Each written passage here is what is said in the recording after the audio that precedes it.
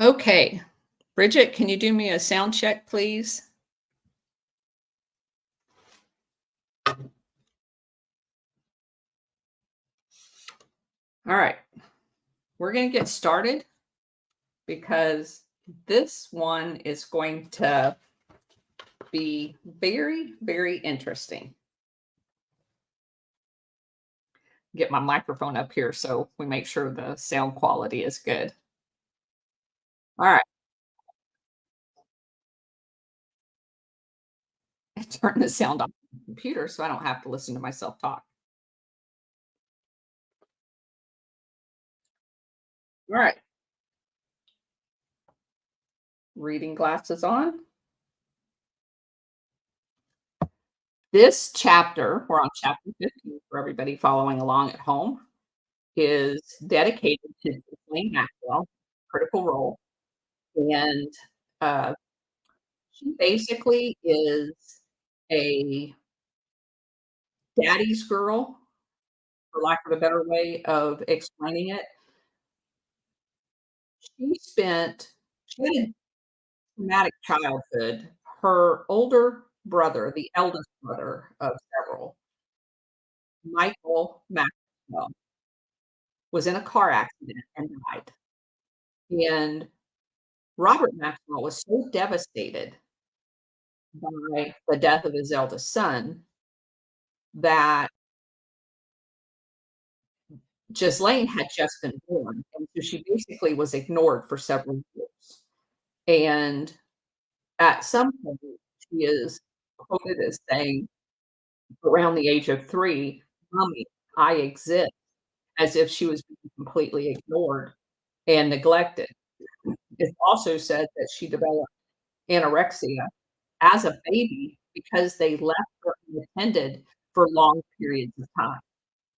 So, I'm not making excuses, I'm just oftentimes what we find in these stories is there there's trauma early on in children's childhood, whether on purpose or as a result of life, that is played upon later on because they develop psychosis and are much easier to manipulate. So, I think that's the only reason it's being added into this book to try to put their life in perspective, not to make excuses.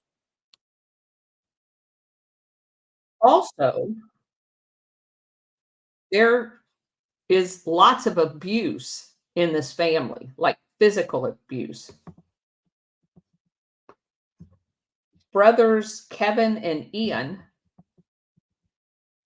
would not only be verbally abused in front of business associates and friends, it is said that Ghislaine received prearranged beatings from her father. A When Ghislaine was 9 years old, she told a family that Daddy's has a series of in a row that he makes you pick out which instrument you wanna be beat with, one of which was a riding crop.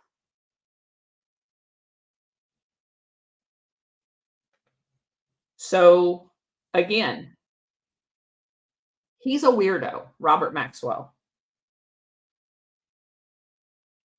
and it is believed that these beating sessions was a, psychological control mechanism because obviously he was involved in intelligence work, being able to control his children so that they don't talk about things they're not supposed to talk about was vitally important.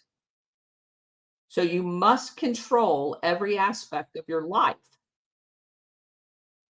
in order to be successful in the intelligence world.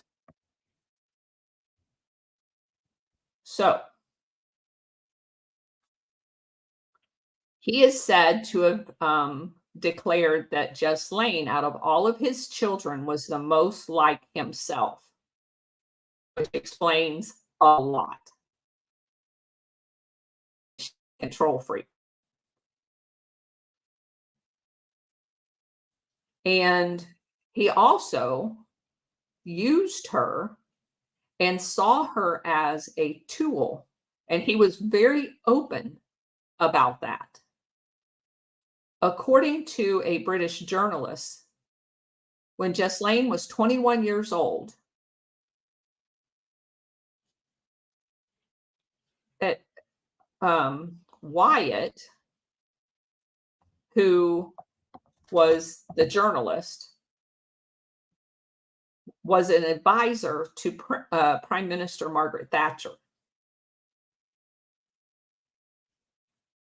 And she was introduced to Robert Maxwell. Wyatt said that Maxwell told her mother, "What a beautiful daughter you have," before adding, "I have a beautiful daughter too. She is just like me." That's Maxwell speaking, Robert Maxwell, the dad. So it's obvious that he was grooming Maxwell and maybe all the rest of the children, but we're particularly interested in just Lane at this point. And he also, the father, with his media empire, was used to promote just affairs with certain individuals, particularly those that were among the elite circles. It suggests that Maxwell saw Jesslyn's sexuality as a useful spy tool, beginning when she was very young. And of course, Jess Lane had this overwhelming desire to please her father. She also, later on, has made several uh, comments about how she viewed Jeffrey Epstein as a substitute to her father. And it's very interesting, which we'll get into in a minute, that the intersection of Robert Maxwell's death and her picking up with Jeffrey Epstein is at the same year. So it's interesting from an intelligence perspective that if Ghislaine Maxwell is being used as a tool and she is being controlled by Robert Maxwell, that for whatever reason, when that control is eliminated, the network would institute Jeffrey Epstein in as the new controller, almost like a Manchurian candidate. All right. Her personal life was very much controlled by her father. Her entry into the working world happened after her graduation from, who guesses it? Oxford, of course, because every story we tell has either an Oxford angle or a Stanford angle because they serve the same purpose. So she goes to Oxford and she comes out and basically begins to be managed by her father. And she holds several jobs in his empire beginning at the age of 22 in 1984.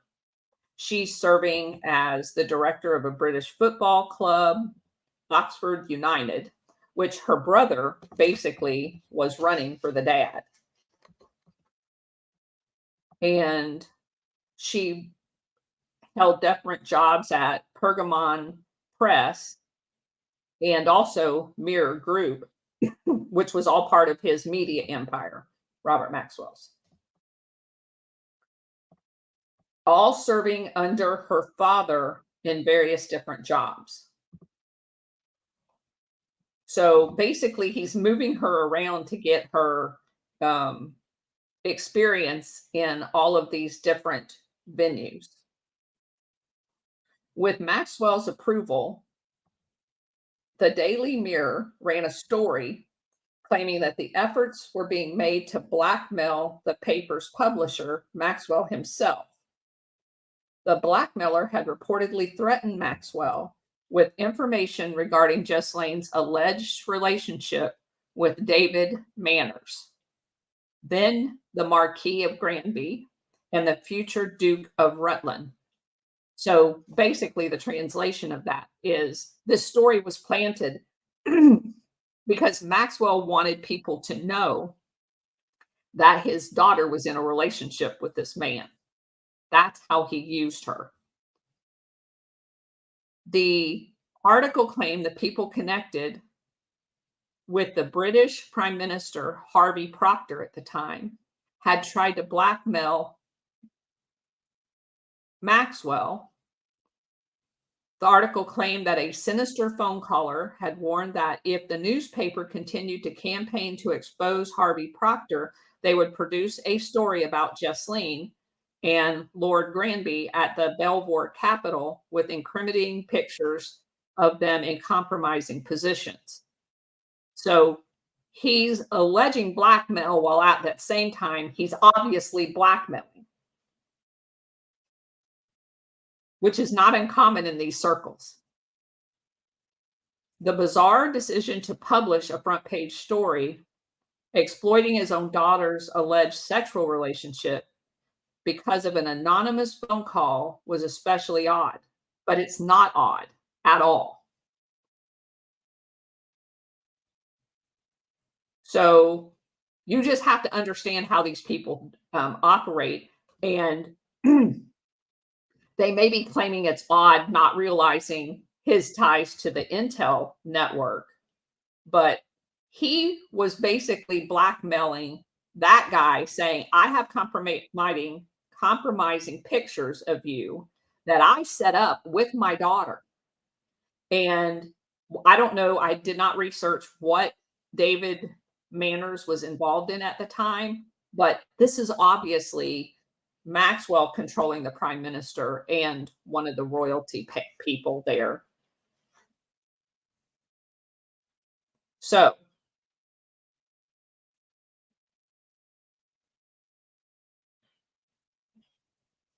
the appearance of Harvey Procter, then a conservative member of parliament, in this tabloid spectacle is interesting for a couple of reasons. Procter pleaded guilty to sexual indecency with two young men who were 16 and 19 at the time. And that's probably the blackmail that Robert Maxwell was letting them know that he had, just using other vehicles to do it. I've got this story, which lets the target know they have a lot of stories. This is the one they're choosing right now.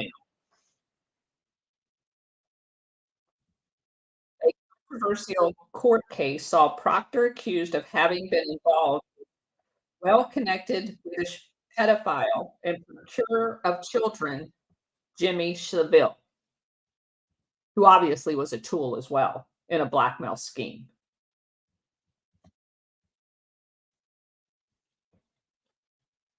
So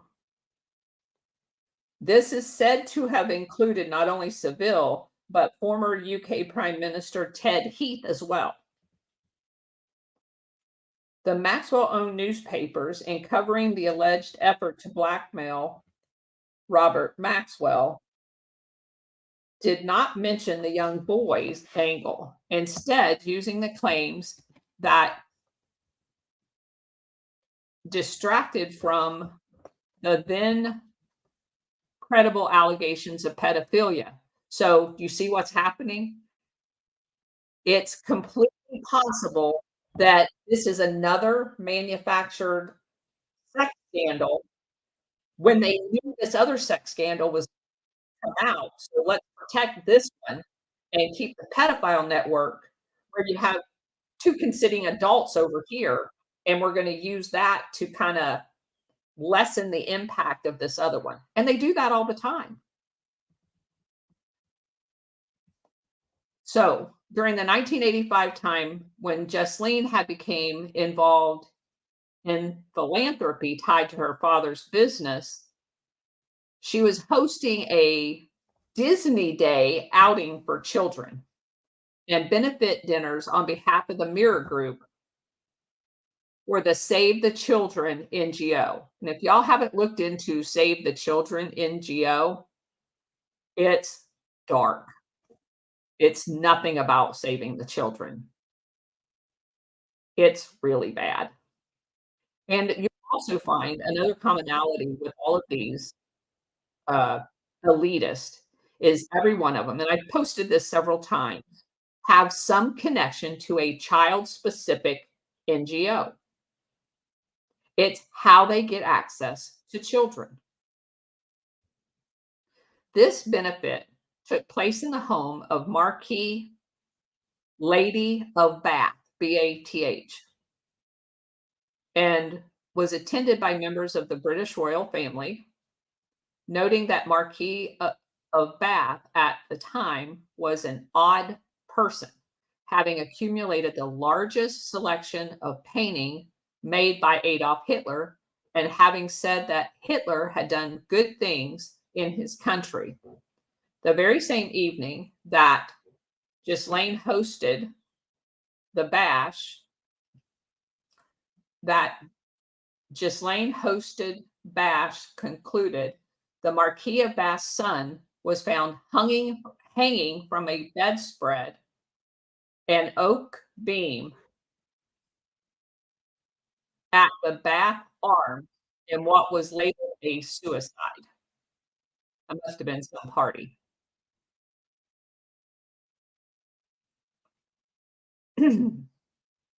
So Ghislaine was working in these capacities for her father's business.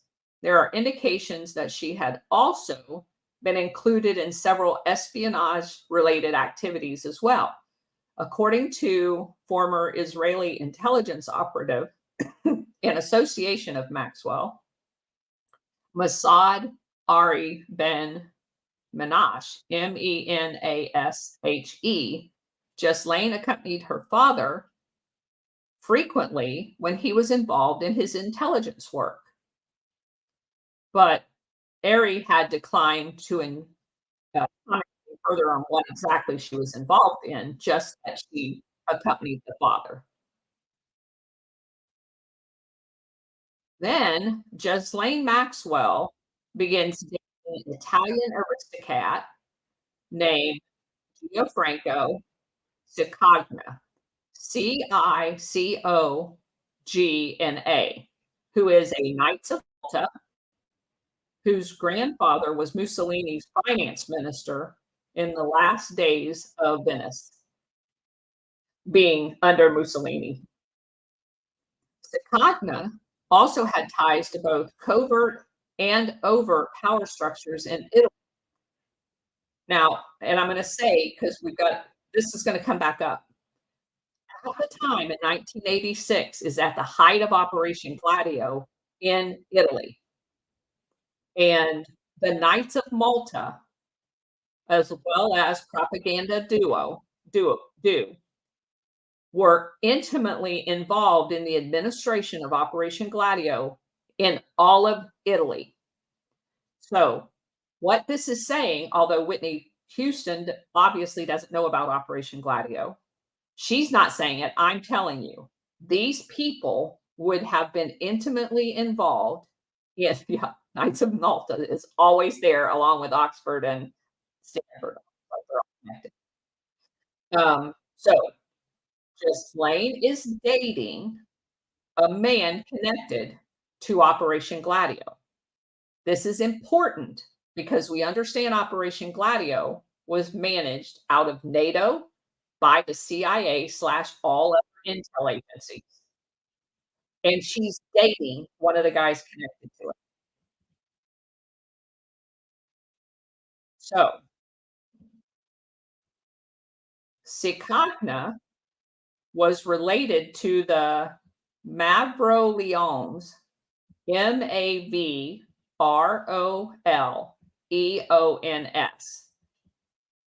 His mother had been married to the patriarch of the Mavroleone family.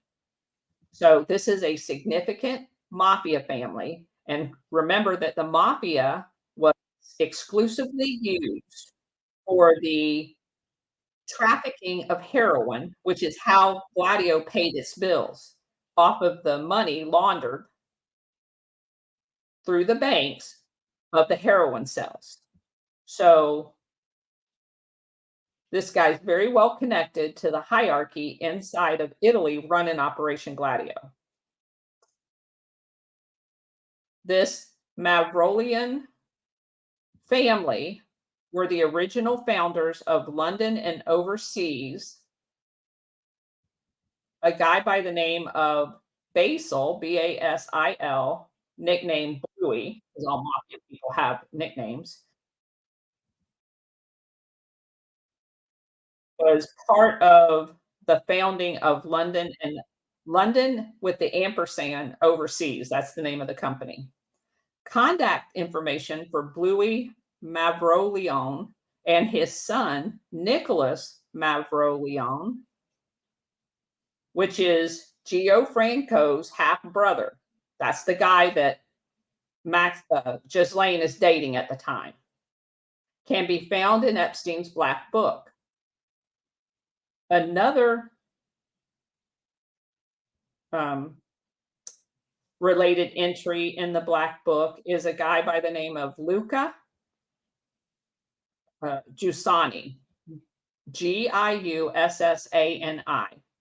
who was Signaga's, which is Jesslyn's boyfriend's partner in a South African telecom company called USUS.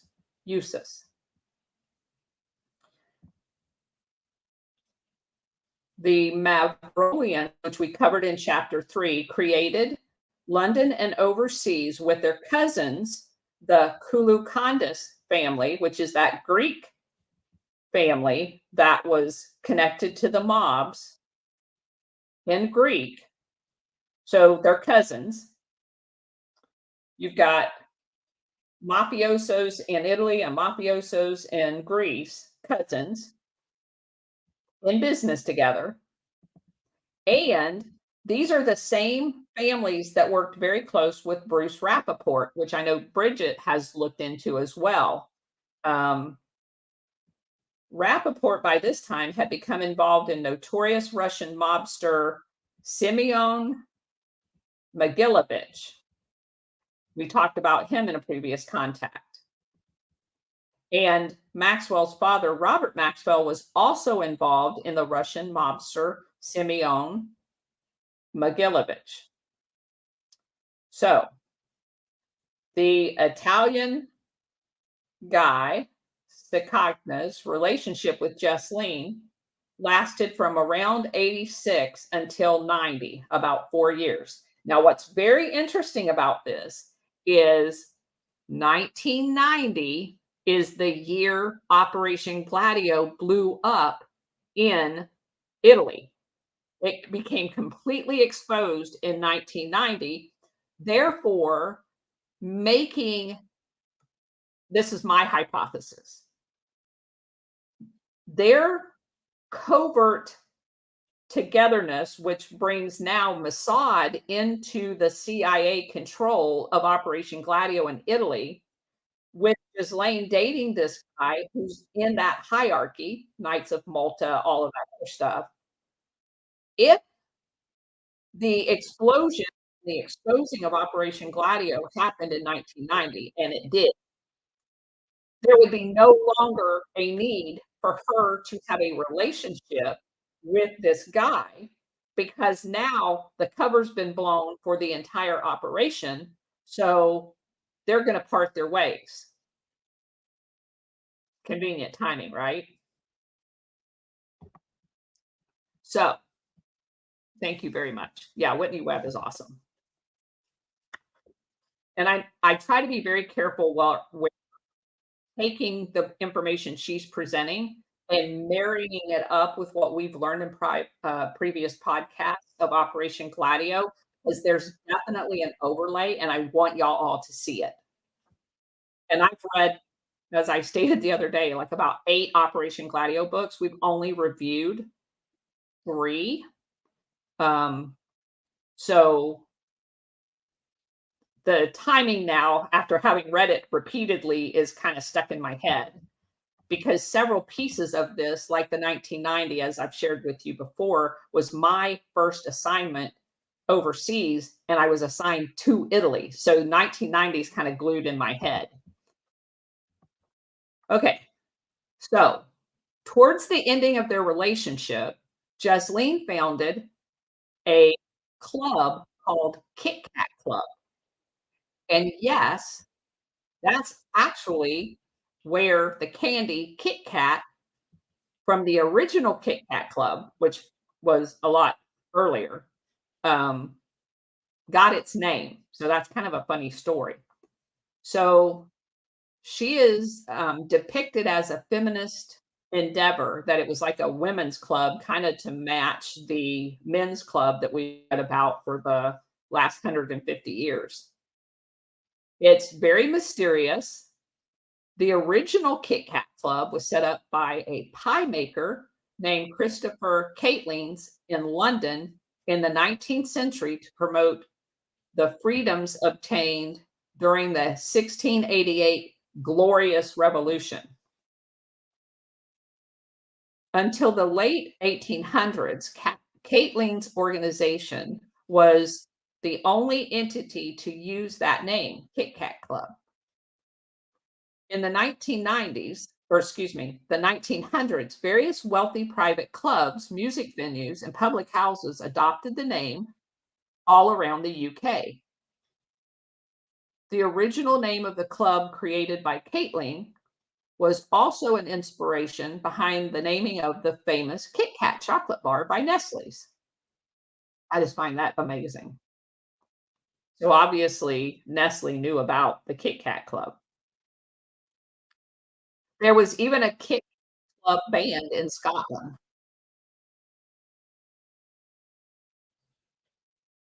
Then you had the 1966 musical Cabaret, which was set in the Kit Kat Club in Berlin. So there's one in Germany as well.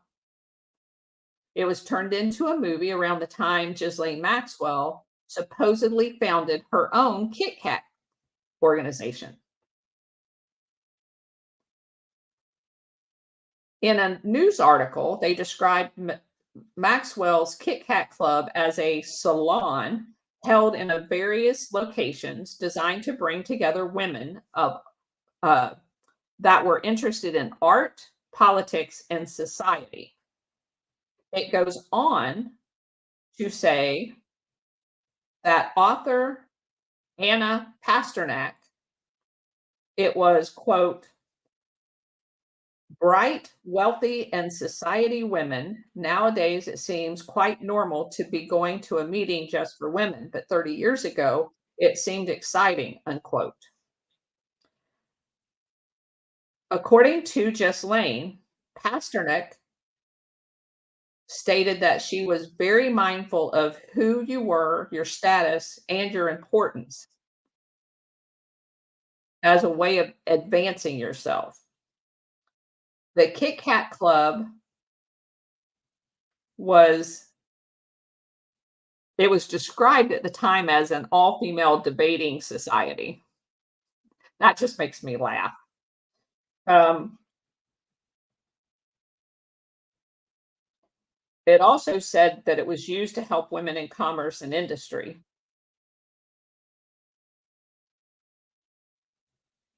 And it also said that after it had been around for a little bit, then there were men in attendance as well.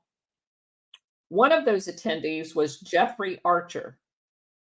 Archer was a conservative party MP who ended up being a novelist and was accused of financial fraud on various occasions over the years. He also served time in prison for perjury. He was another known colleague of Harvey Procter and personally helped finance Procter's business ventures following his conviction for acts of gross indecency with two teenage boys. Archer said of his experience at the Kit Kat Club, quote, I had the time of my life surrounded by women under 40. I had orgasm after orgasm just talking to them, unquote. Kind of puts the whole club in context. Okay, so there are pictures from some of the events, including Stanley and Rachel Johnson, the father and sister of recent UK Prime Minister Boris Johnson, being at some of their functions. Also, a Prime Minister Jonathan Aiken, Aitken, who went on trial for perjury and is known for his close ties to Saudi royalty. And this would be the bad element of Saudi royalty. Also, um,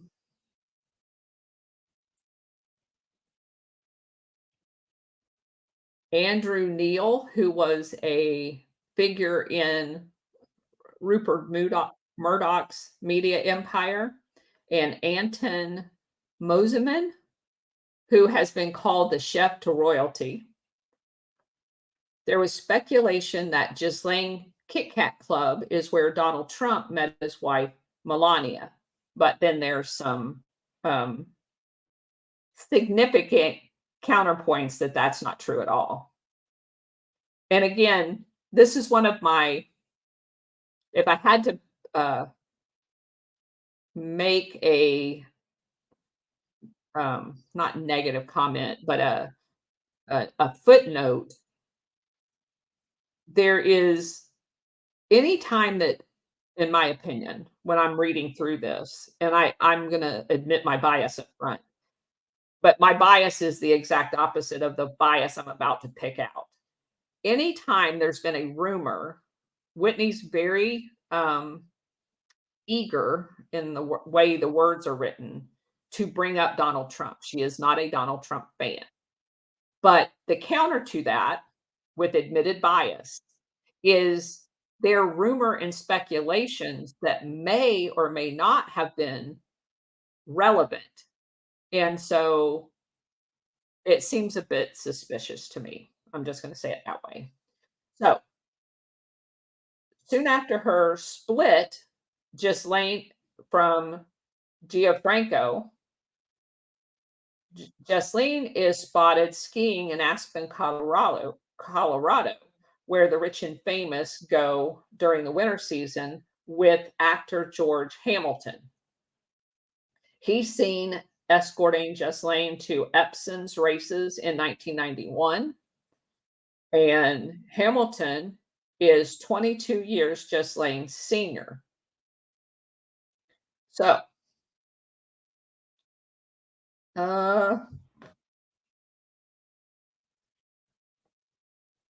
he also played a major role in aiding Ferdinand Marcos, the former dictator from the Philippines, and his wife Imelda move billions of public funds out of the country and convert them into private wealth for themselves and their accomplices abroad.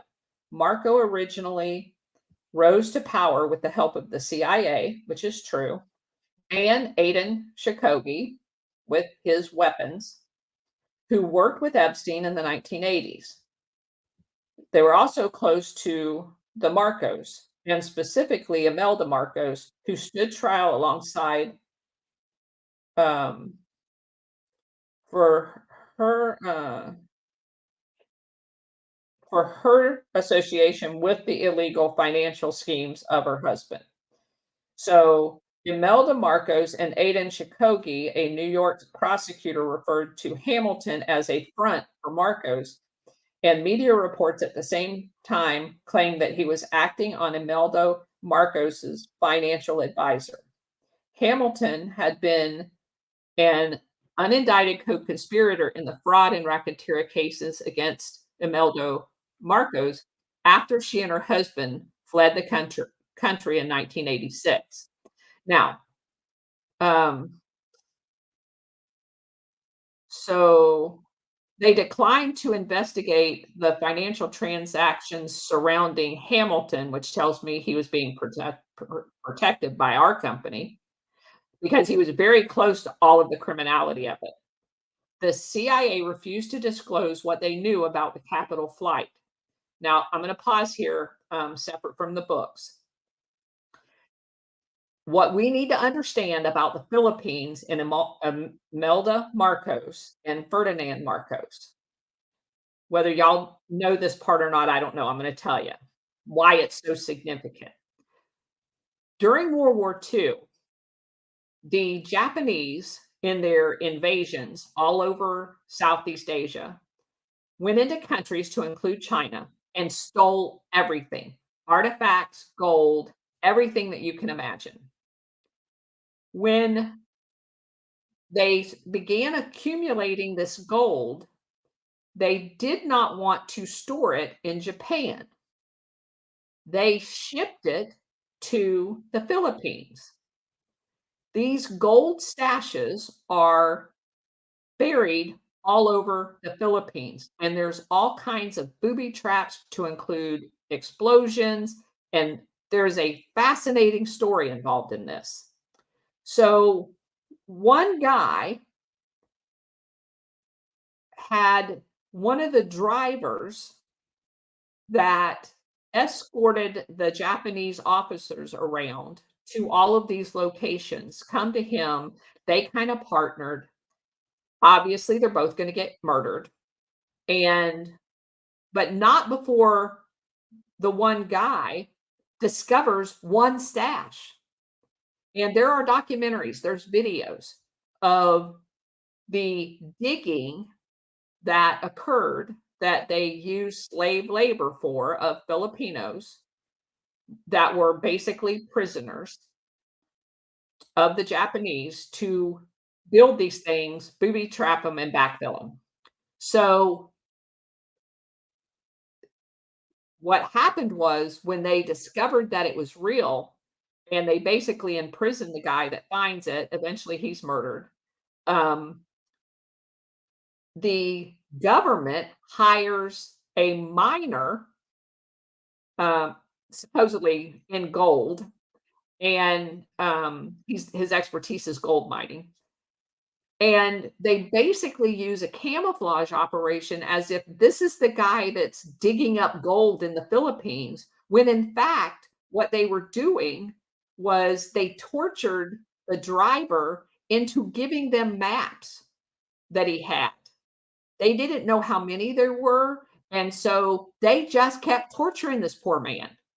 And they were using the disguise of legitimate gold mining to dig up this gold. And there was this massive movement, and there's all kinds of stories that surface around on this gold, where it was taken to, what was done with it. There's these certificates that were produced from some known locations that this um, Marcos gold operation got deposited in, like in Indonesia or wherever. There were these gold certificates that were issued at banks that were known to have gotten some of this gold. And the gold is in all kinds of forms. Like there was this like 2,000-pound Buddha gold um, figurine. And so some of it was melted down, put in banks, and the gold certificates, if you do research on them, no one's supposed to know about them. And if they fall into the hands of someone who just presents one of them at a bank and says, "How much is this worth?" that person ends up dead. So it's a huge, big thing. Just want y'all to know it's there. And it actually has a name. I don't remember what it is, but War Hamster is the one that told me about the name of the operation. And digging into it was just crazy. And if y'all haven't listened to uh, War Hamster and I's interview together as the overview of Operation Gladio. I highly suggest going and looking, or watching it because it gives you Operation Gladio in a nutshell so you can kinda further understand what we're uncovering here, because it's very, very important to everything. It's like the skeleton that no one knows exists, and all they're doing is hanging flesh and organs and whatever onto the skeleton that none of these people know exists. And so Whitney Webb's never heard of it. It's obvious because it's not even mentioned. And when when you know what the skeleton is, or call it a Christmas tree, it'd be like hanging up ornaments on a Christmas tree that you don't know exists. And so it's impossible to see the tree and how everything connects if you can't see the tree. It's very important to understand it. All right, back to the book. So you have Hamilton that is involved in George Hamilton, that's involved, the actor who Jesselyn Maxwell's seen hanging around with, and he's involved in the scheme that I just mentioned to you. So, mentioned in an article, it says the private investigator hired by the congressional committee to track down Marcos's money was Jules, Jules Kroll, Kroll. Now remember this name because it comes up repeatedly. Julius Kroll and Kroll Associates seem to have regularly been brought in to help cover up crimes in many of the figures detailed in this book. They are a CIA front company. They are nothing but a intel operation themselves. I would argue, once you find out all that they've been involved in, they are an internal element of our Gladio network in the United States. 100% I'm convinced of it. So, people that they have worked with that we've already talked about, Bruce Ritter, Michael Milken, the Marcos, Aiden Shikogi. The firm's rise also is closely linked to Thomas Corbally, Corbally, who we talked about in chapter 4. And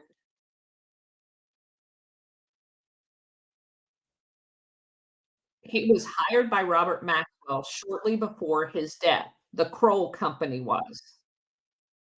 That's why it's very important in this context.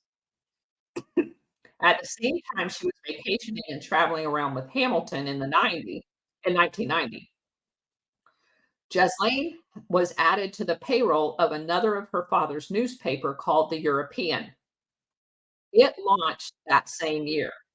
It's not clear, however, at what point she joined the company, just that it was in 1990. Um, a website recently set up by Jesselyn's siblings following her July 2020 arrest for crimes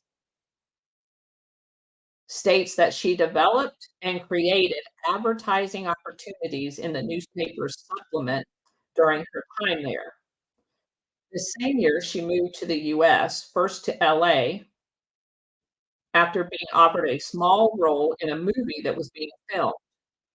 Her father, Robert Maxwell, would begin planning his grand entry into the US, specifically New York City, because at that point he was primarily a European figure, primarily in the UK.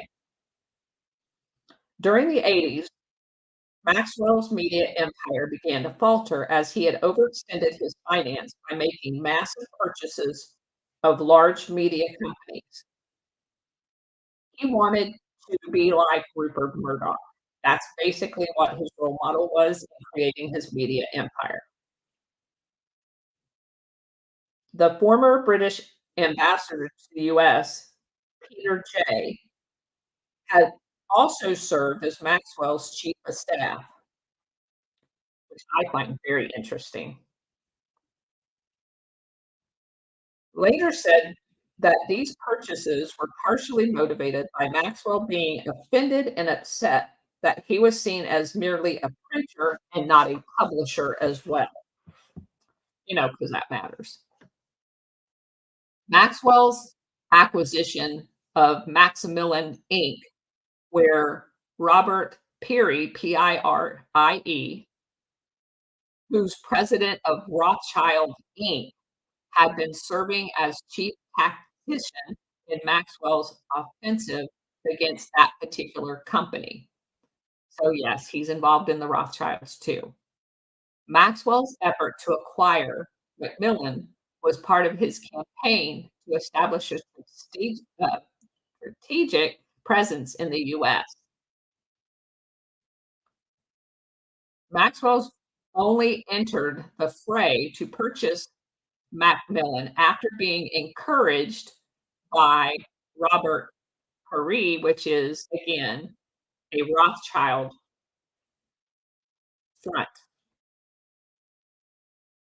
This same guy counseled Maxwell on his subsequent moves that saw him take control of the company in 1988. So this obviously was part of an overall, and remember, Maxwell is Mossad tied to Israel. Rothschilds created Israel. So you've got a very small circle going on here. The Macmillan takeover is critical to Maxwell's standing in the world as a mogul. The deal is equally crucial to Paris and his employers, the Rothschilds, who yearn for a prominent foothold in Wall Street, like they weren't already there. Um, the Rothschilds' interest in gaining a foothold in Wall Street seems to have been motivated more than just money. The Times report notes that although the family staked valuable claims in Africa, Middle East, and South America, they grossly misjudged the opportunity to directly across the Atlantic and in the United States. It quotes Evelyn Rothschild as saying, quote, "We've been in business for 200 years, but we've never seized the initiative in America, and that it was one of the mistakes that my family has made," unquote. I take this with a grain of salt because the Rothschilds own part of every bank to include the Federal Reserve, and they also have huge stakes in BlackRock. So for them to say they're not here, this sounds like a cover story to me. In 1981, the French and British Rothschilds, cousins, determined to rectify their mistake, appointed Robert Perry as their agent. I wonder if he registered with FARA. Tasked him with building a powerful investment bank that would help the family reassert its dominance in international finance. Perry allied with foreign predator, principally British, by the name of James Goldsmith, a cousin of the Rothschilds, Claremont Club member, and corporate raider.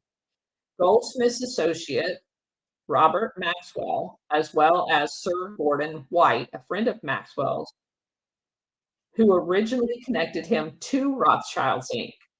Goldsmith ties to Epstein, which apparently date back to the 1970s, we already discussed in chapter 11. So again, here's the big guys, here's this next layer down. No other family in the annals of finance can match the Rothschilds' record for influencing the course of history. Banking entities looking to help the Rothschild family reassert its dominant role in international finance was directing Robert Maxwell's efforts to establish a strategic presence in the United States. The takeover of a major US-based publishing company, the Macmillan. Now, Again, it's misleading to say that the Rothschilds isn't here, but remember what publishing companies do, especially book publishing. They control our education system, and it's a money laundering opportunity to give people book deals. So, that to me is what we're seeing here, not the fact that the Rothschilds weren't here. They've been here since 1913 when they created the Federal Reserve. You just have to know this stuff to be able to translate what's being said. So, there's a relationship between Rothschild Banks and Robert Maxwell would become evident as Nathan Rothschild was the group N.M. Rothschild called in to investigate his books and arrange the sale of his heirs 54% in the stake in the Mirror Group newspaper after he died in 1991. So, this could also, given the timing of it, being in the late 80s, they could have been using the Macmillan purchase, and keep in mind, Rothschilds are Zionists.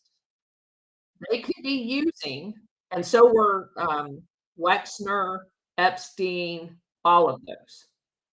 They could have been using this as an opportunity to get close to Maxwell to see if he had other interests other than them at the heart of what he was doing, because there were allegations that Robert Maxwell was skimming money off of the operation unbeknownst to, the intel agencies. But we know that the intel agencies has by this time, they have promised, and they can track all of the money laundering. That may have been why he ended up dead, is because they're documenting the fact that he is doing things that he's not telling them about, and that does happen quite a bit, as Calvi, found out during Operation Gladio when he was found hanging from a bridge after he embezzled money from the operation. Okay, so after Maxwell purchased Macmillan, with the help of Perry and the Rothschilds, he indeed used the company to establish his foothold in the US. He would begin a sprawling influence operation to cultivate elite people using his daughter.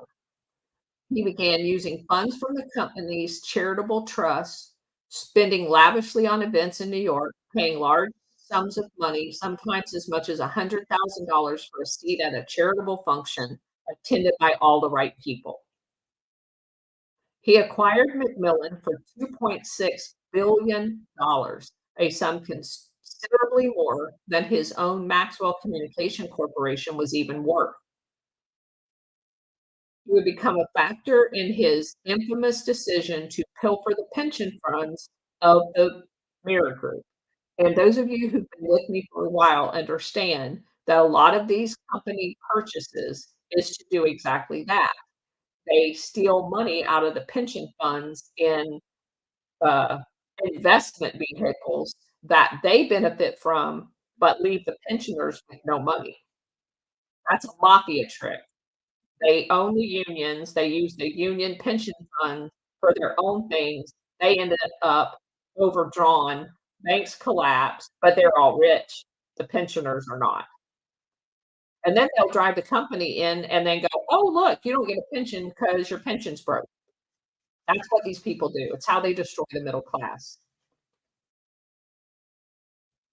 So, he had had little trouble raising money for this grand entry into New York's business and society, and you don't break into this without the intel agency's help. He had become known as a nickname called the bouncing check back in the UK. So, how did he get $2.6 billion to buy the publishing company? Um, Hold on just a second. Oh, my screen went away. So we have prominent investment companies, Lehman Brothers, who went broke, Salomon Brothers and Goldman Sachs, of course, that lined up to help him. Um, hold on just a second.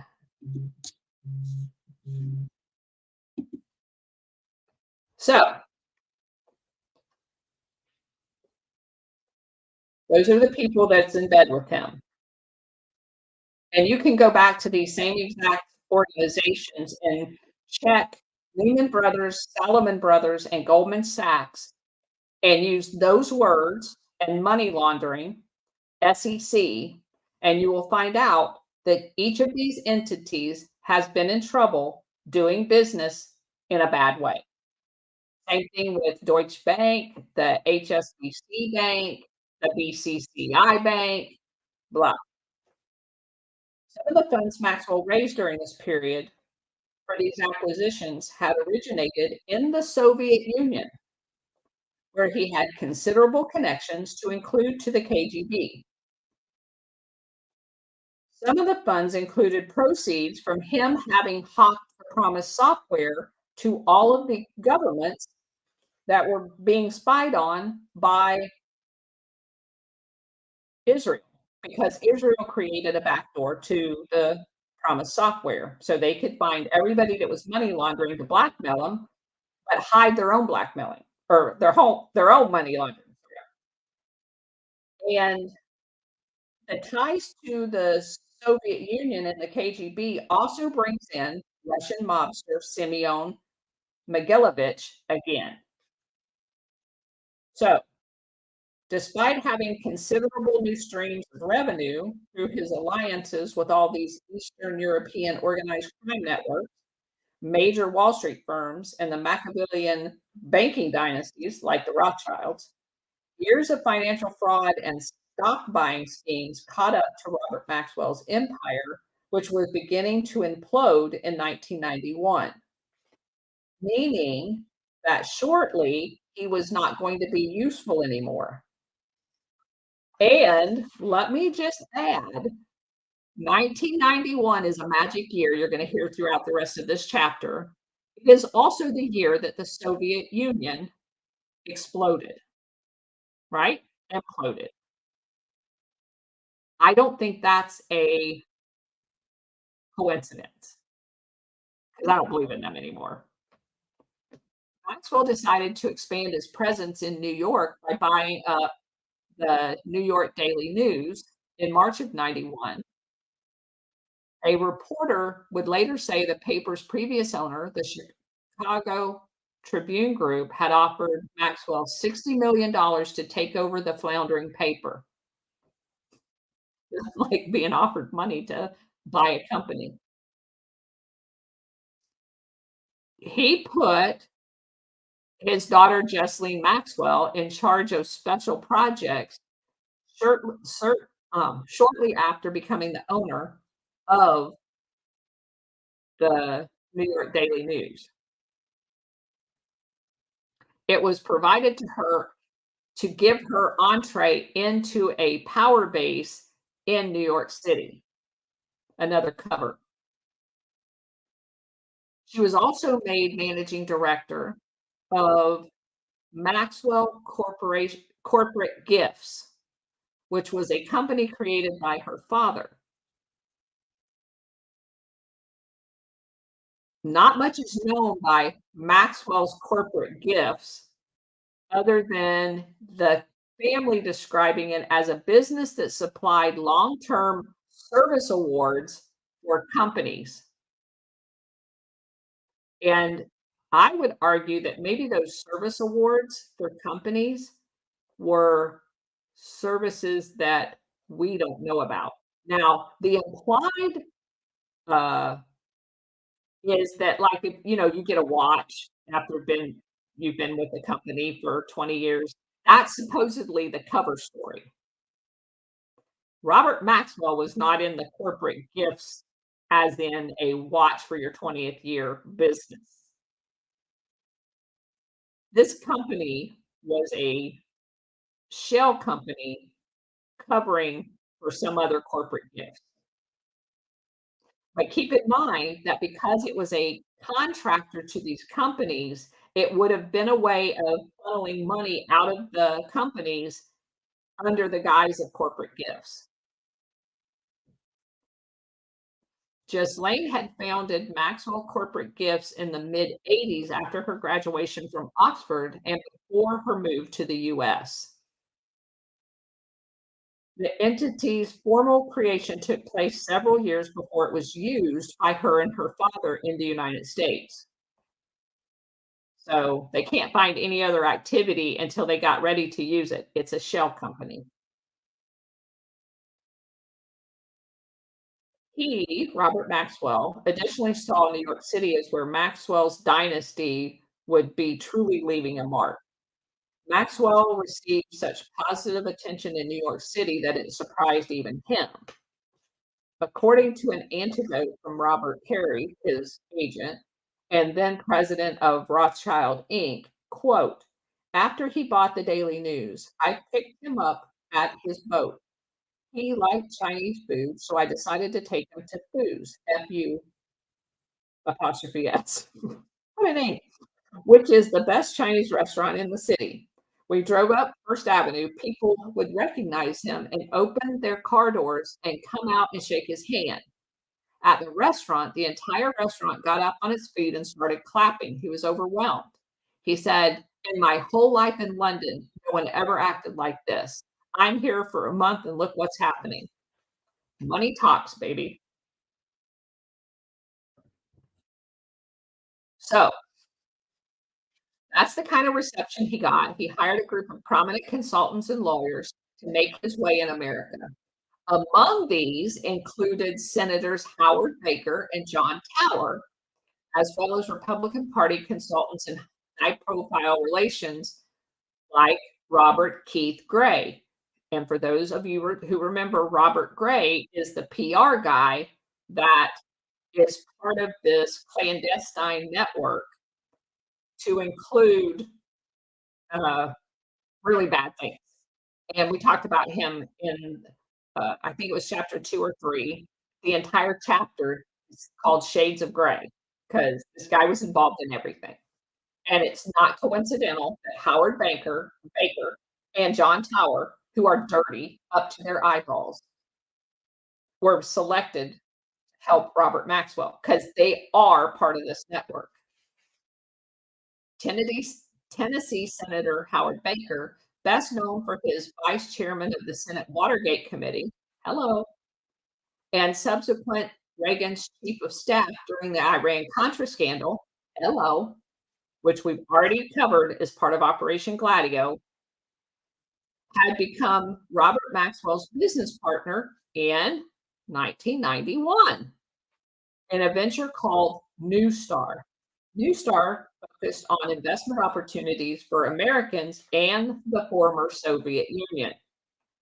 In the Soviet Union, this goes back to the Magnitsky. They are overseeing the robbing of Russia during the 1991 collapse of the Soviet Union.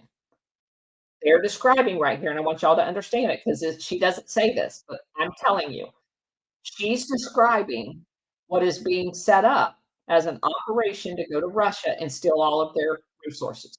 Buy pennies on the dollar because that's what they do. You destroy a country, you go in and you rob the country, you buy up all of the industrial networking, but unbeknownst to them, Putin stepped in the middle of that and nixed it all, and that's why they hate Putin. Well, one of many reasons.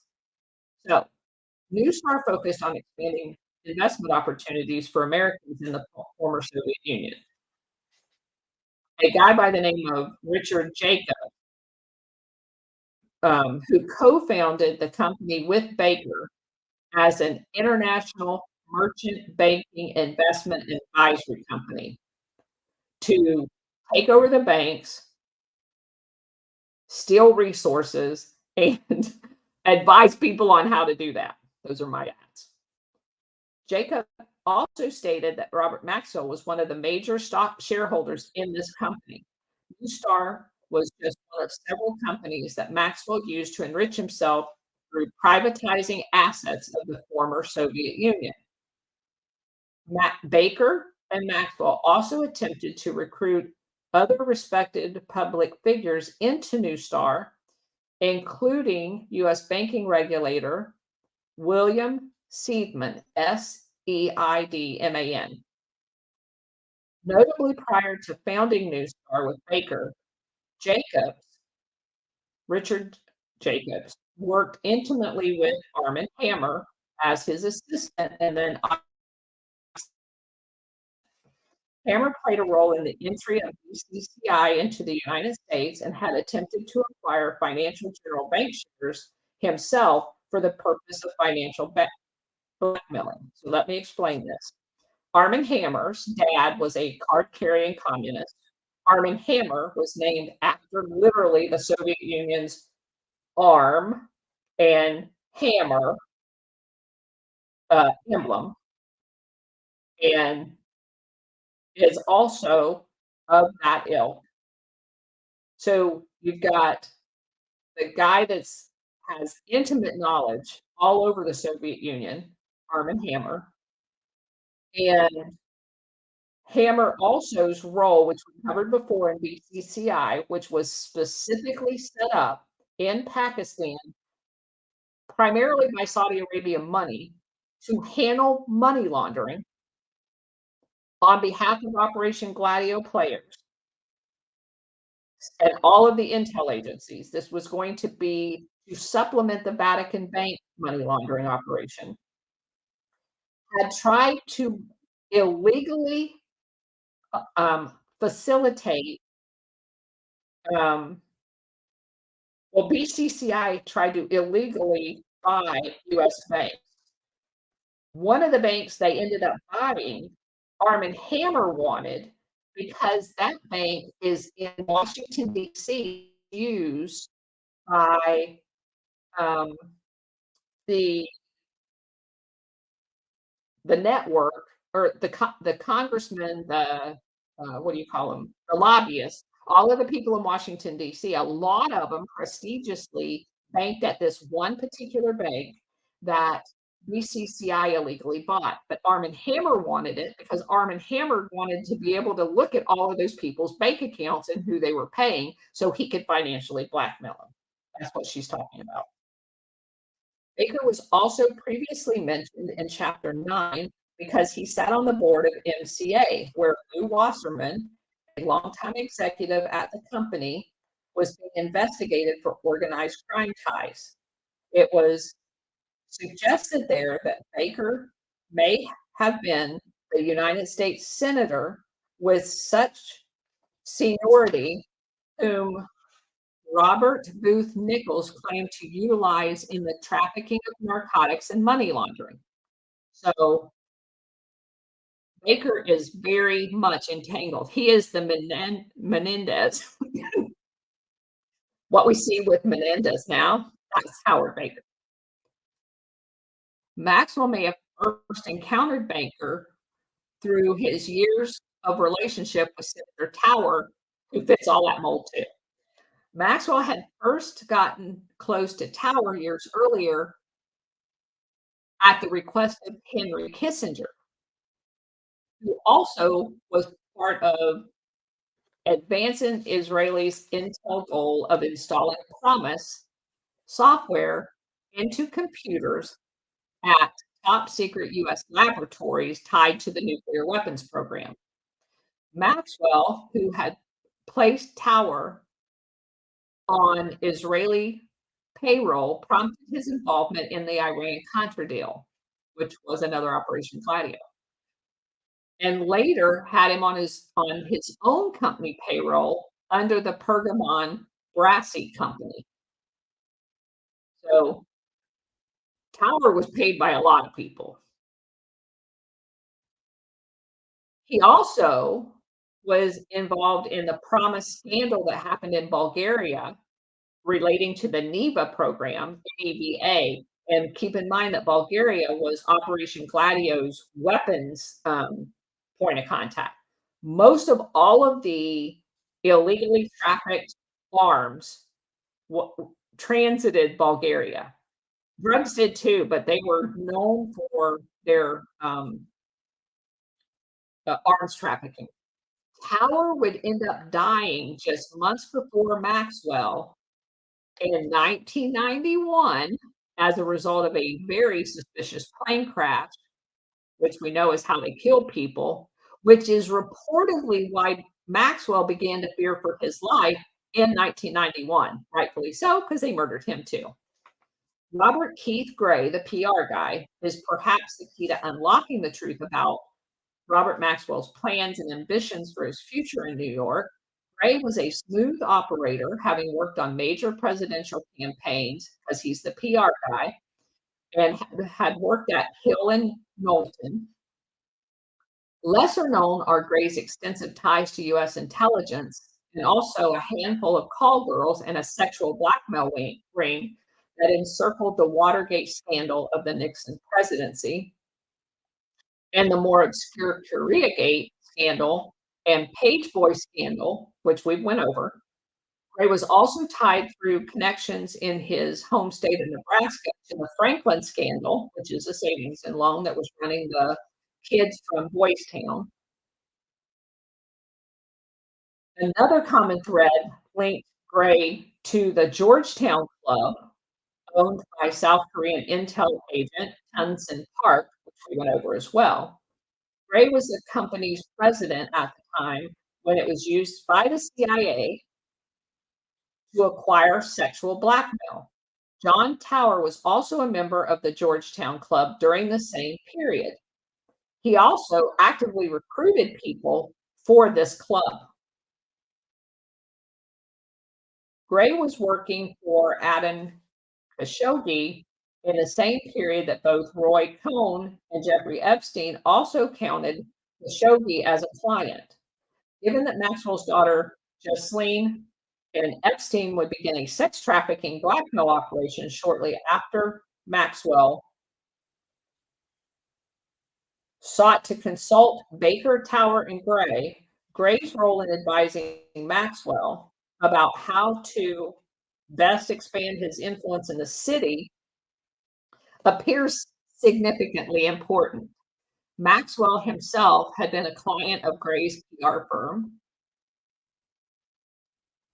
and for some time, Gray had previously had public connections with Maxwell, Robert Maxwell. Gray's former, let's see, Gray brought former President Ronald Reagan and Robert Maxwell to Hastings, Nebraska, located a couple of hours from Omaha, for the ceremonial debut of the Gray Center for Communications Art at a local college. Maxwell returned to Hastings 2 years later to deliver the commencement speech at the college. Gray, meanwhile, told the Washington Times that getting Reagan and Robert Maxwell to Nebraska was his greatest feat ever. That's crazy stuff. Um, I can't even imagine that. Where he sought these men's advice on how to grow his influence, Robert Maxwell was also eager to get closer to George H.W. Bush, who was at that time the president. In 1992, Jeffrey Epstein had developed a mysterious yet apparent significant relationship with James Baker III, which was Bush's Secretary of State. This suggests that Epstein-Maxwell network did make significant inroads with the Bush administration. But they also made significant inroads in the Clinton administration, as we know. Motivated by Maxwell's desire to become the king of New York City, he was being he was also being courted by Edgar Bronfman and Lawrence Tish and other luminaries of New York's Jewish community in 1991. Bronfman and Tish, as noted in the previous chapter, were all founding members of the mega group, which had been founded the same year by Leslie Wexner and Edgar Bronfman is, Charles Bronfman, which is Edgar Bronfman's brother. Charles Bronfman had teamed up with Maxwell in 1989 in an ill-fated attempt to purchase the Jerusalem Post. Several mega group members, including Wexner and Brockman, had clear ties to organized crime, which also Maxwell did as well. The mega group's existence was not revealed to the public until 7 years later in 1998. At the time, it underwent a very public reveal, which we covered last podcast. Robert Maxwell was connected to this network and was being courted by it. The fact that Maxwell died long before the publication of the Wall Street Journal's article, which exposed the mega group, makes it worth considering that the possibility that Robert Maxwell himself was potentially an early mega group member, and that when it was disclosed, no one made that connection at the time because he was already dead. So, Jeffrey Epstein, who had become a financial advisor to mega group co-founder Leslie Wexner in '87, he also became his money manager in 1990 and basically got involved with Ghislaine Maxwell in the same year that Mega Group was founding. So you've got this is huge. This is where we're coming to. This is kind of like the pinnacle of this, in my opinion. So you have the Mega Group, you have Robert Maxwell, and you have the putting together of Ghislaine Maxwell and Epstein into a sex trafficking blackmail scheme, all set up at exactly the same time. So this could be a mega operation. And we know that Jeffrey Epstein was recruiting people on the campus of Harvard, which just had another sex ring exposed. And they built a building where he actually lived part-time on the campus of Harvard. So at the same time, they opened a school that brought in government officials from the US and Israel as if to create honeypots, if you will, and compromise anybody that came to that school as part of this network. Then you now have control over the state of Israel as well as all of the upper echelons of the United States, all in this one mega group operation. So there's a big part of the next part of the chapter that's dealing with courting the Kennedys. Now, I'm going to just say that they did it, that it was Robert Maxwell's contention that he wanted Ghislaine Maxwell to hook up with JFK Jr. She was thrown at several of the Kennedys because uh, Maxwell, the dad, viewed the Kennedys as our royal family, and he wanted married into that. And he was set on using Ghislaine as part of that. So Ghislaine had became friends, but it does appear, based on a bunch of the stuff that's talked about here, that um, he was not interested in her at all. But I did want to say a couple of things. That Ghislaine attended the June 1990 marriage between Carrie Kennedy, daughter of Robert F. Kennedy, and Andrew Cuomo. So Cuomo's the son of New York Governor Mario Cuomo, obviously became governor, and these are the kind of events that she was thrown at in order to network with. So also, um, there's one other part of this chapter that I wanted to go over. Um,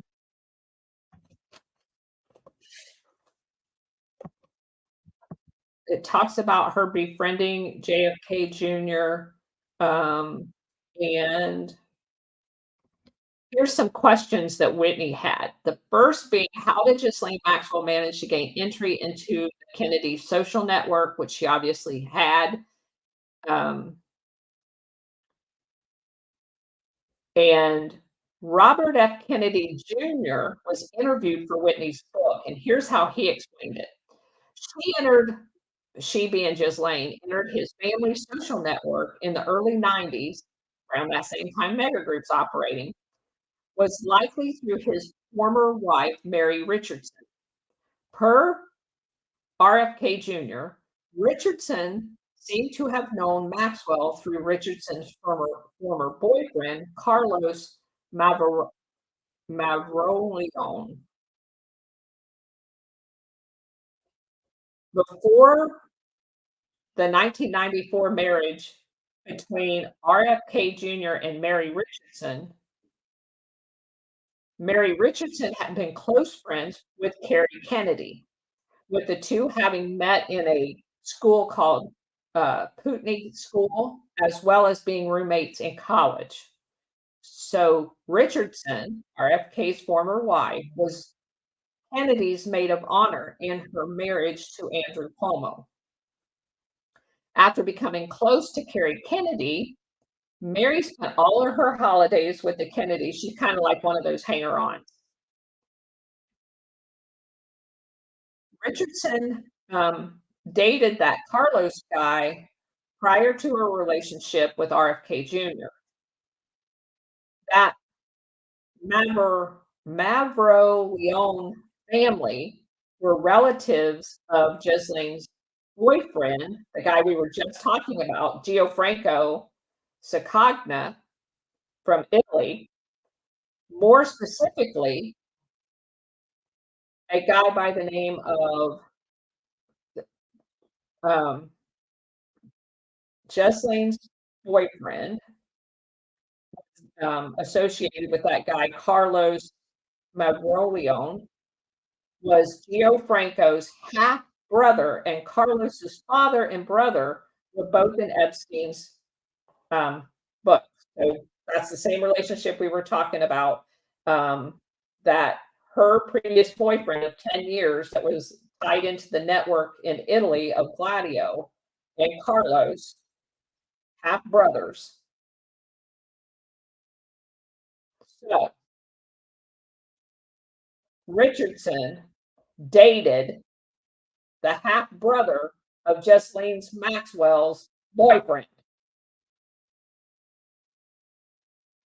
Ah, that's so crazy. All right.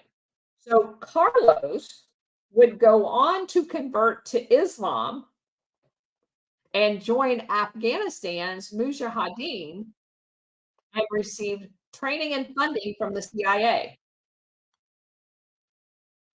Now, if you go with my theory, and these guys all tied to the CIA Gladio operation, Afghan Mujahideen was part of Gladio because they are on record as creating all of the terror groups that would later come to be of use for them. So this all makes perfect sense if you understand the tree that they're hanging all these ornaments on being Operation Gladio. Macro Leone's 1998 death from a heroin overdose is suggested that he was actually murdered, but it was ruled a suicide, of course. His death at the time of his death, he had been working as a journalist, which is how CIA covers their agents, just like they did Adam Khashoggi's son was always called a journalist. But a lot of the journalists that work in these foreign countries are actually CIA agents. And we know that CIA was paying this guy. So, but he's being labeled a journalist. He was the first outsider to visit any of the Mujahideen camps that supposedly the CIA believed was being ran by Osama bin Laden. He was subsequently detained by Pakistani intelligence and then shortly thereafter found dead in his hotel room.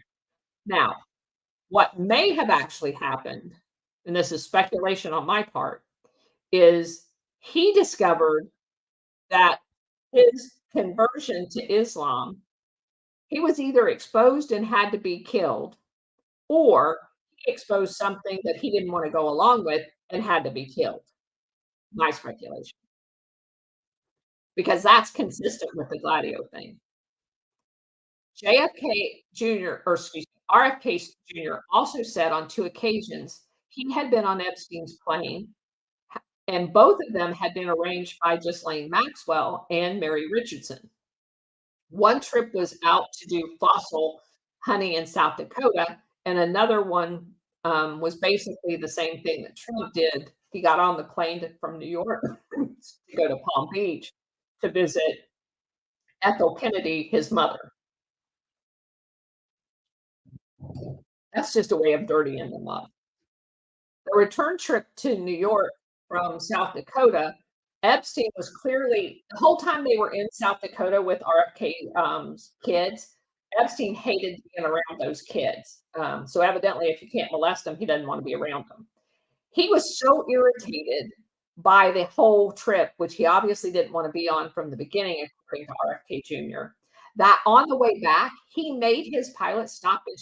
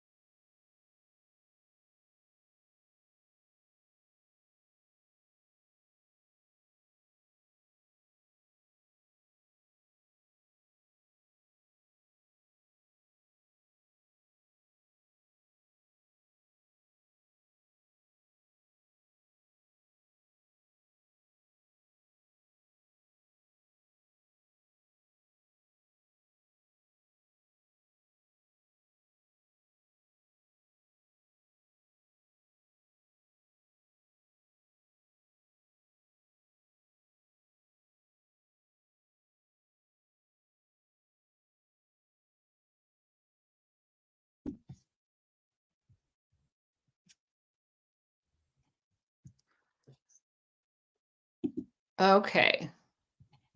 Are we back up?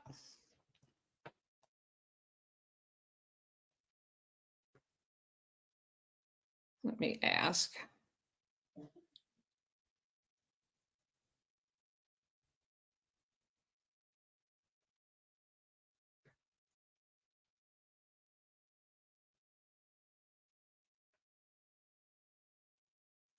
Okay. All right. So we're back on. Yeah, StreamYard just went down for some reason. Okay. So, um, what was the last thing that y'all heard? Where were we at? Knowles? Did we get to the point where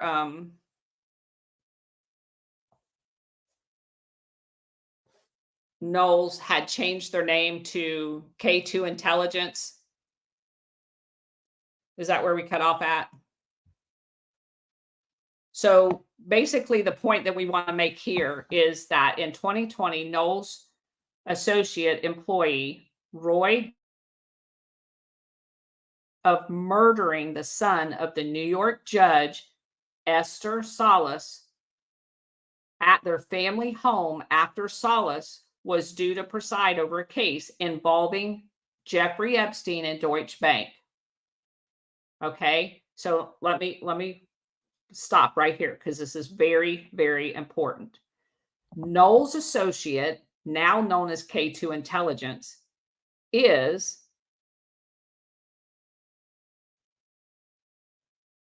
um, a CIA slash international syndicate spy intelligence front. One of their employees was accused of murdering. So that's basically saying the intel agencies tried to, or not tried, assassinated the son of a sitting judge who was assigned a case against Epstein and Deutsche Bank. Deutsche Bank, as I mentioned earlier, is a money laundering machine, just like BCCI was, and just like HSBC was for Operation Gladio.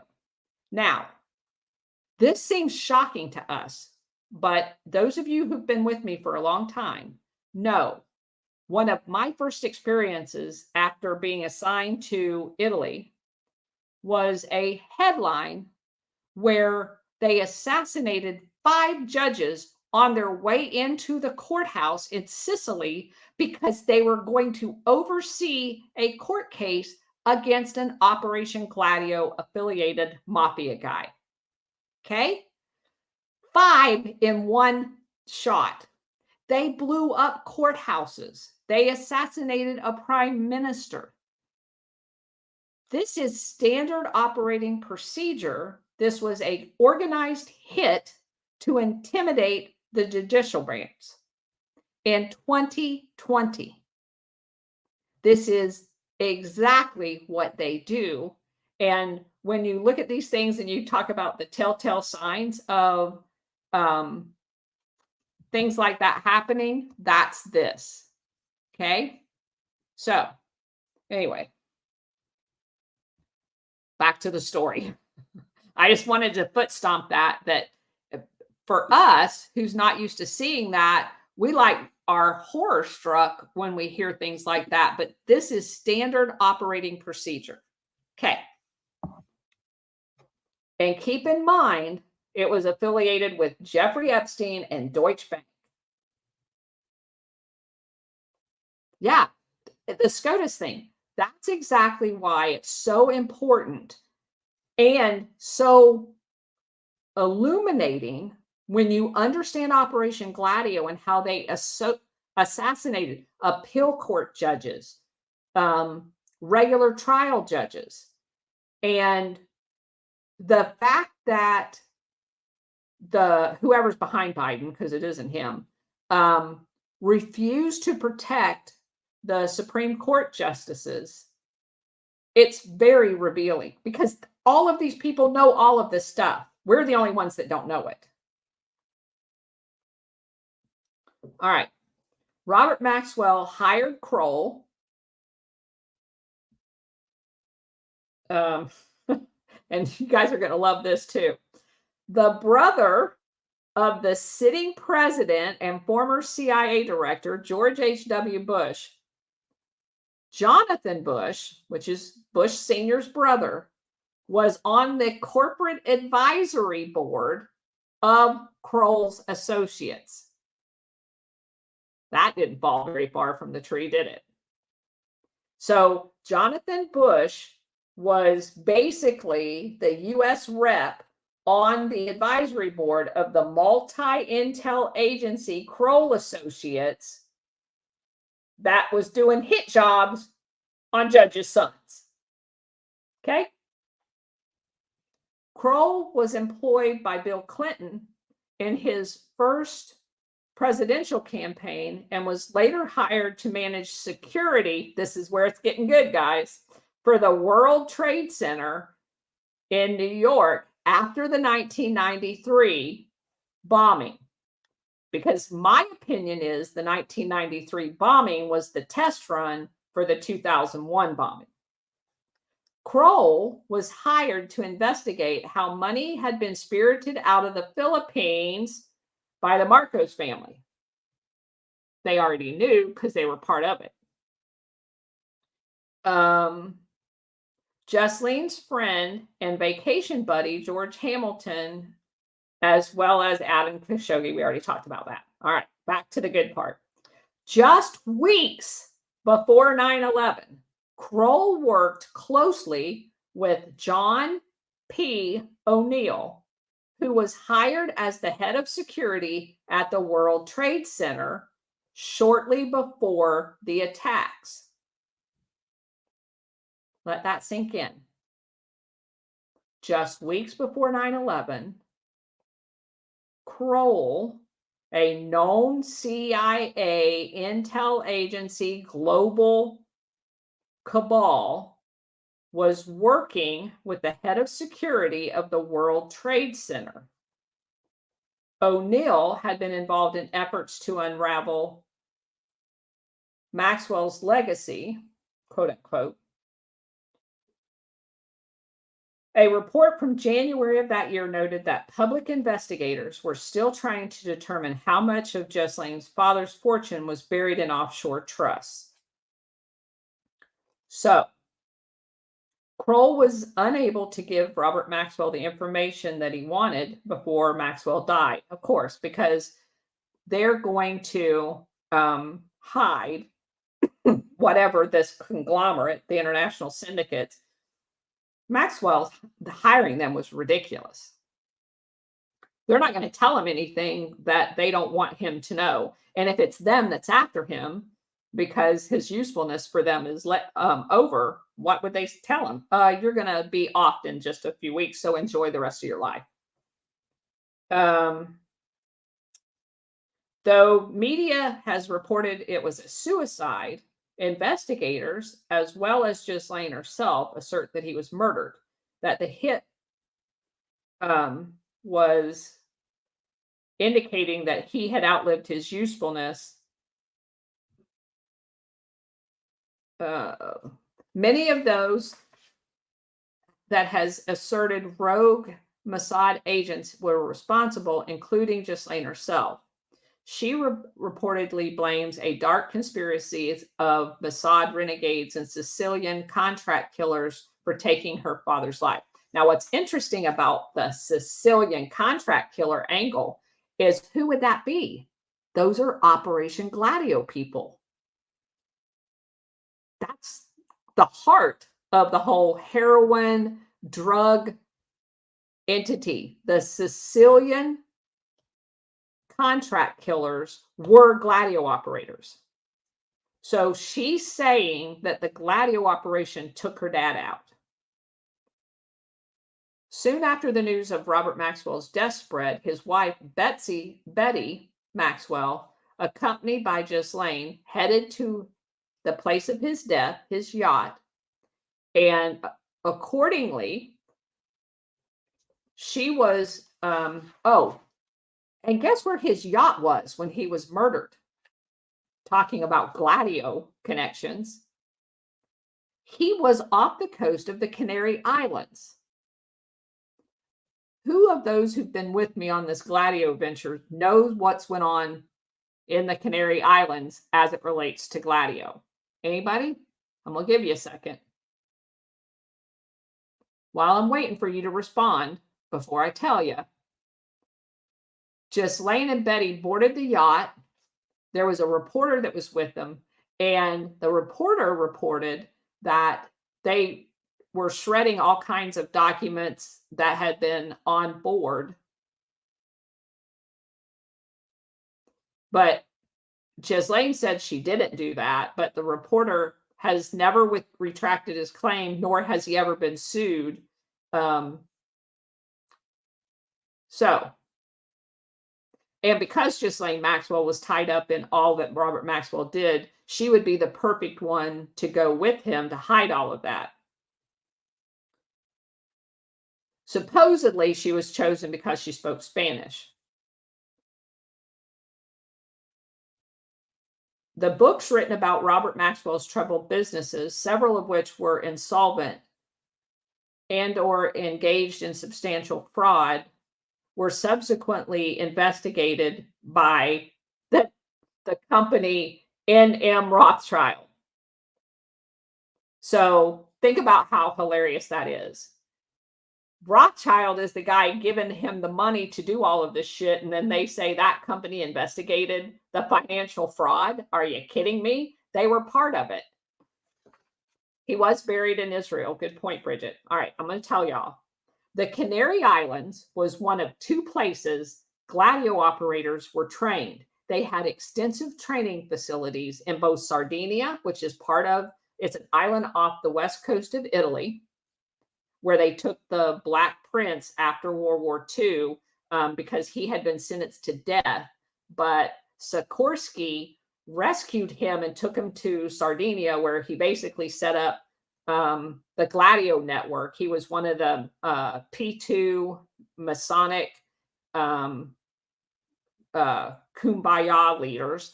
And also, that was where they set up extensive kind of special forces. Our guys went there and trained them how to be assassins. A lot of our special forces were deployed there to set up these training schools.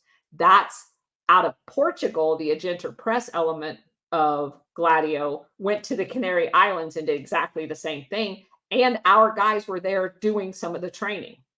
So it looks like that Robert Maxwell was taken out as part of a Gladio operation off the coast of Canary Islands, which we know was specific. Yeah, ooh, right.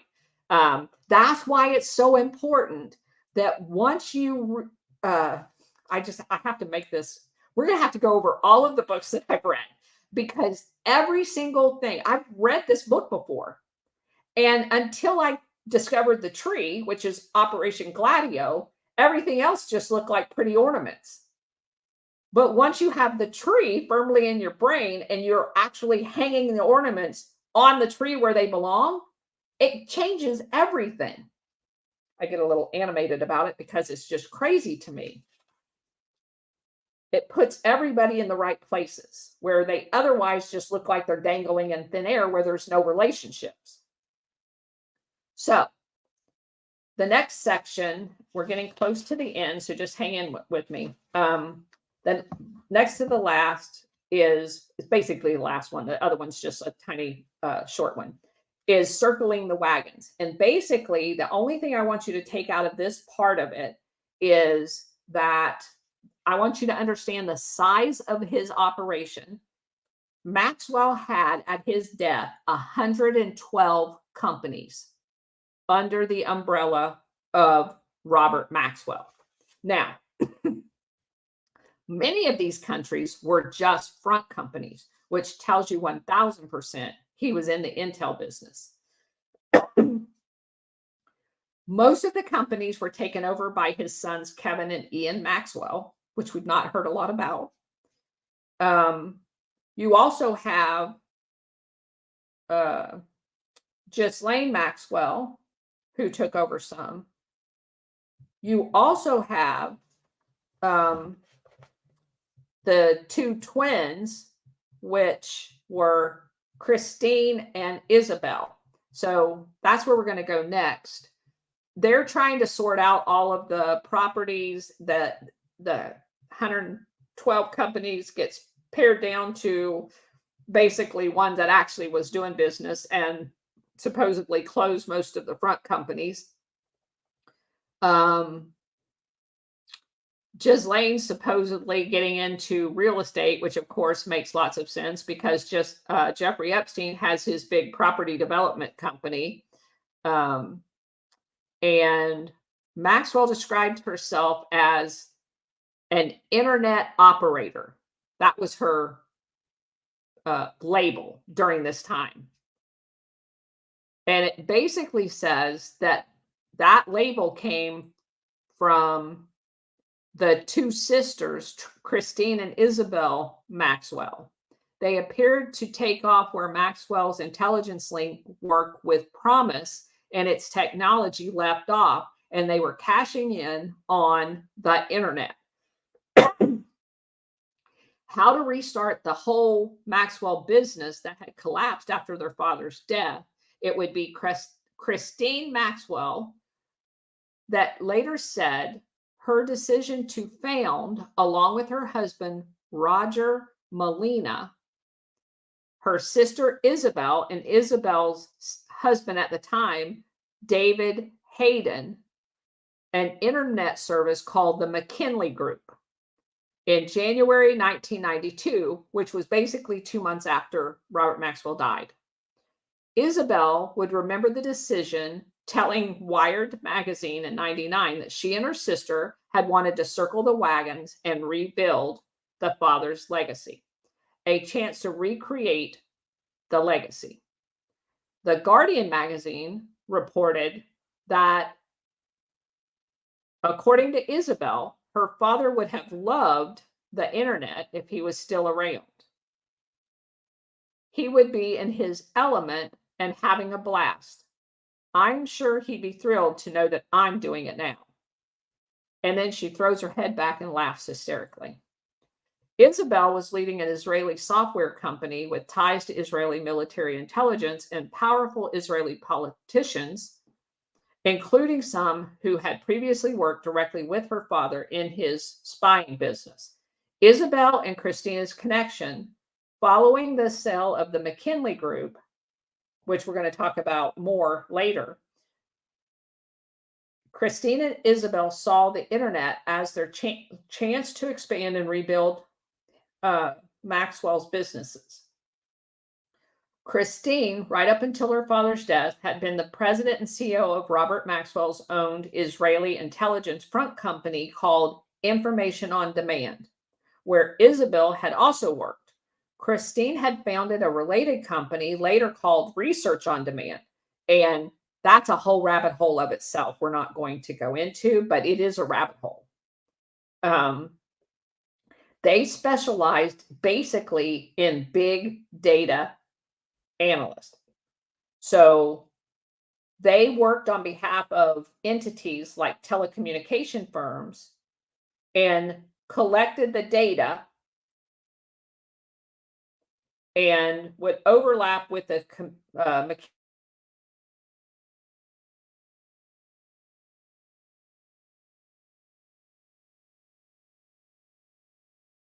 later transitioned into what we all know as the Magellan search engine, all of which was Christine's idea, according to Isabel.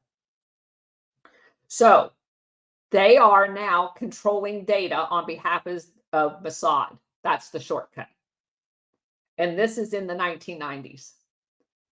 McKinley created what had become known as the Magellan Online Directory.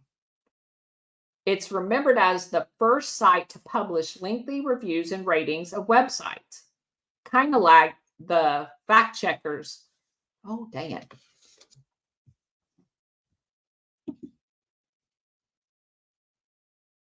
Okay, it shows it's still up.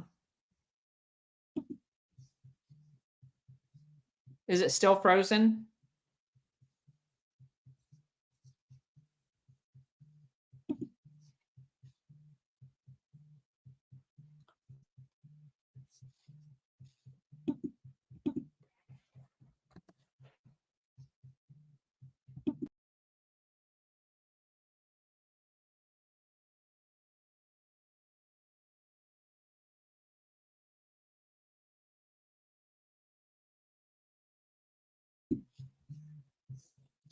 Okay. How's that? You're okay. All right. Are we good? Okay. So,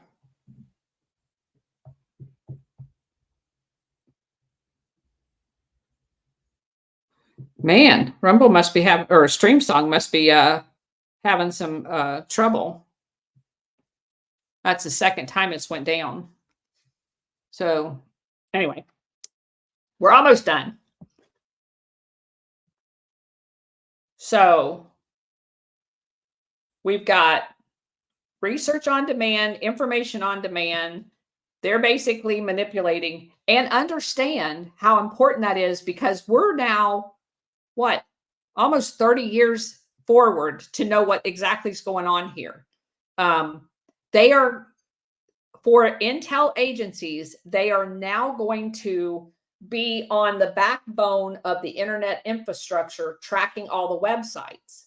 And we know what that does because Google took that over for them. It throttles the internet sites that they don't want you to see, and it promotes the ones that they do want you to see. And that's what we're describing right now. And they were doing it on behalf of Intel. So anybody that tells you today that Google and Facebook and all that other crap is not Intel fronts is lying to you. They already started it, and we're discovering it right now. So Magellan immediately makes all kinds of connections with large corporations such as AT&T, and keep in mind, that's the company that got torpedoed in Nashville, Time Warner, IBM, you know, the one with all of the DEI people in it, Netcom, and Bill Gates' Microsoft, all of which were negotiated by Isabel Maxwell. Microsoft's major alliance with McKinley came in 1995 when Microsoft announced that Magellan would power its search option for the company's MSN service.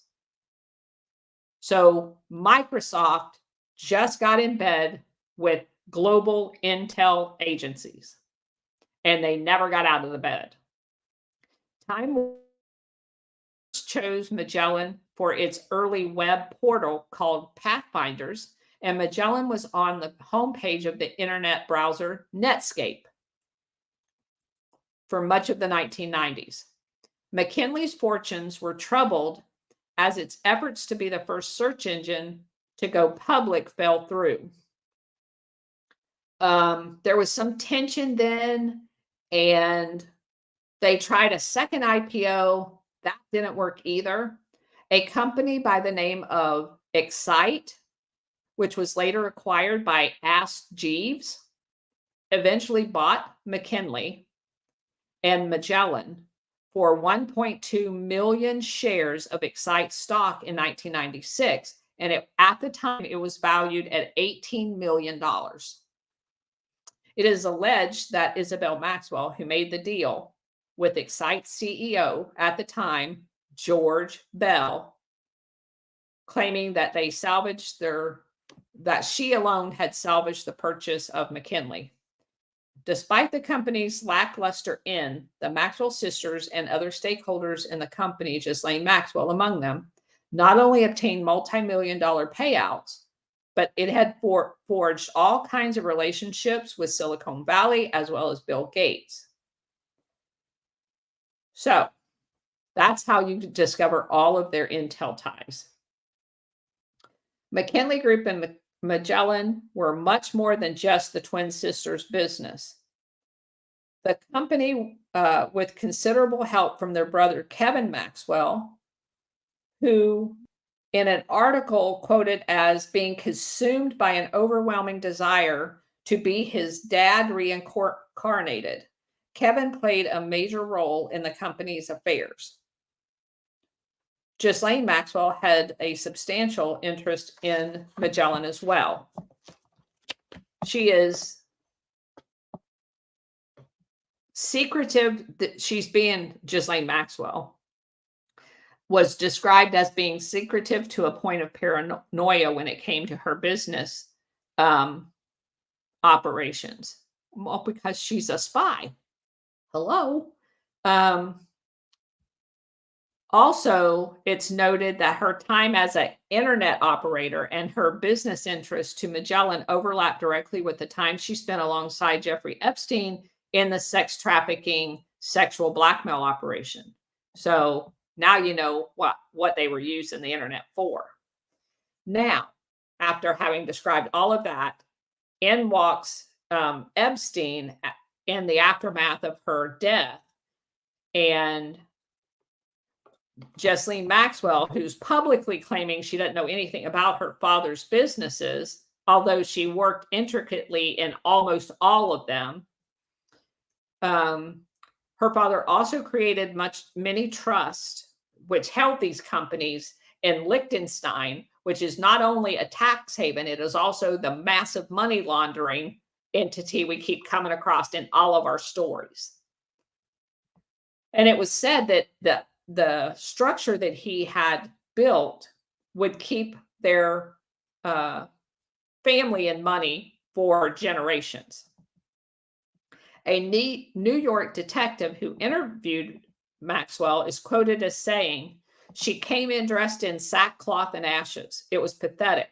She said she had no money, yet here she was in this. She had an expensive lawyer arguing with us in a room so air conditioned we couldn't hear what he was even saying. In between claiming that she had no money, you couldn't help but warming to her. She was salacious.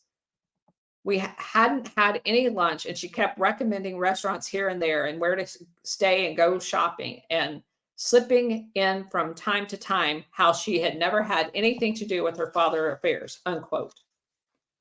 Another investigator said that it's entirely possible that, and we didn't have the resources to check, that Maxwell could have siphoned off money from some of the 400 companies in America to her, and that she was, because it was clear that she was living on something. So she made further comments like, "I'm surviving, blah, blah, blah."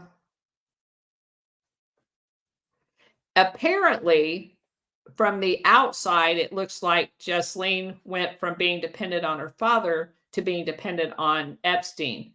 I think it's more not that she's dependent, but she's an operator with a sidekick. And this is the irony of all ironies here. Jesselyn and Jeffrey first were seen public at a tribute dinner in the Plaza Hotel held in honor of Robert Maxwell after his death, where Epstein sat at the same table as Jesselyn and Betty Maxwell. You have to keep in mind that the Plaza Hotel was where we started off this book with Roy Cohn and Louis Rosenstiel blackmailing people because they were gay and they were having sex, sometimes with minors, in the blue suite of the Plaza Hotel. So they're on the cusp of setting up the no, they're on the cusp of setting up the blackmail thing, and they honor him in the hotel where they started off the blackmailing, right? Plaza Hotel hotspot. Holy crap. And we find this throughout all of this. It's like they're poking a finger in our eye at every step. You're not supposed to notice that this is the same place where they've had blackmail schemes all along while they're setting up their next blackmail scheme. It's absolutely ridiculous. So, in the year after that, Epstein was treated by both the press and others close to Jesselyn as basically her father reincarnated, comparing Epstein directly to Robert Maxwell, which isn't all that far off since he has the same ties as CIA and Mossad. So that's the end of chapter 15. I can't believe we got through an entire chapter in one setting. These chapters are so long. But anyway, that's that for today. And we will do another podcast tomorrow night. And we'll try to stay on schedule. We're on chapter 16. And let me just look real quick at, if it tells us here, we go to chapter 24. So, no, sorry, 21. So 5 more chapters to go. These are the hard hitting ones because we spent the whole first book setting up the network. Yeah, please, everybody that's here, give us a thumbs up and follow the program so that other people can find us easier, because the information that we're sharing is huge. But anyway, thanks for being here, and I'll see you tomorrow night.